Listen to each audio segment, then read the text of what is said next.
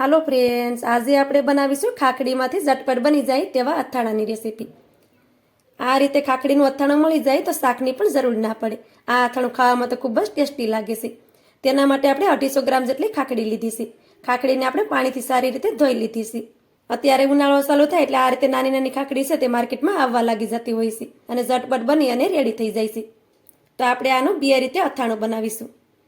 તો પહેલાં તો તેનો ડીટીયાનો ભાગ છે તેને આપણે કાઢી લઈએ। પછી તેને પાછળથી પણ થોડોક ભાગ આપણે આ રીતે કાઢી લેવાનો। હવે તેમાંથી આપણે નાની કટકી કરીશું। તો આ રીતે વસાળી બીજનો ભાગ છે તેને પણ આપણે કાઢી નાખવાનો। અથાણામાં આપણે તેનો ઉપયોગ નથી કરવાનો। તો આ બીજને આપણે કાઢી નાખવાનું। પછી તેમાંથી આપણે નાના ટુકડા કરવાના।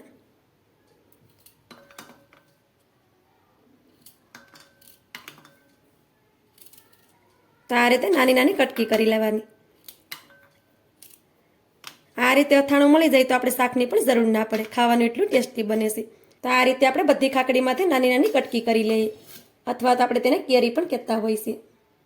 આ રીતે આપણે બધી ખાખડીને નાની કટકીમાં કાપી લીધી છે। આ રીતે તેની નાની કટકી કરી લેવાની। હવે આપણે આમાંથી બે રીતે અથાણા બનાવવાના છે। તો થોડીક ખાખડી છે તેને આપણે બીજા વાટકામાં લઈ લેશું। આ બે અથાણા છે તે ઝટપટ બનીને રેડી થઈ જાય છે। હવે આપણે એક વાટકામાં સ્વાદ પ્રમાણે મીઠું નાખી દઈએ। 1 ચમચી ભરીને આપણે લાલ મરચાંનો પાવડર નાખી દઈએ। તીખું તમે તમારા પ્રમાણે ઓછું કે વધારે પણ કરી શકો છો। 1 પિંચ જેટલી આપણે હિંગ નાખી દઈએ। થોડોક આપણે ધાણા જીરું પાવડર નાખી દઈએ। હવે તેમાં આપણે 1 ચમચી જેટલું સિંગનું તેલ નાખીશું। આ અથાણું છે તે આ રીતે કાચા તેલમાં જ બનાવવામાં આવે છે અને ખાવામાં તો ખૂબ જ ટેસ્ટી લાગે છે। હવે તેને આપણે સારી રીતે મિક્સ કરી દઈએ।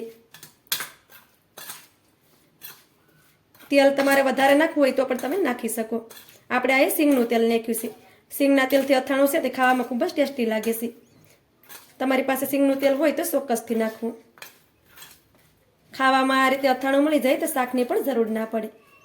તો તમે જોઈ શકો છો કે એક અથાણું આપણું બની અને તૈયાર થઈ ગયું છે। હવે આપણે બીજું અથાણું બનાવીશું। તો તેના માટે આપણે તૈયાર અથાણાનો મસાલો આવે છે તે 1.5 ચમચી ભરીને લીધો છે। તો તેના માટે આપણે થોડુંક તેલ ગરમ કરી લેશું। આ રીતે તૈયાર અથાણાનો મસાલો આવે છે તેમાં બધી વસ્તુ નાખેલી હોય છે। તો આપણે તેમાં મીઠું કે મરચું કોઈ પણ વસ્તુ નાખવાની નથી।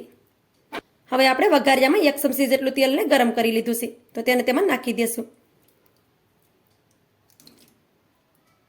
તેલને આપણે હલકું એવું ગરમ કરી લેવાનું। વધારે ગરમ કરશું તો મસાલો આપણો બળી જશે।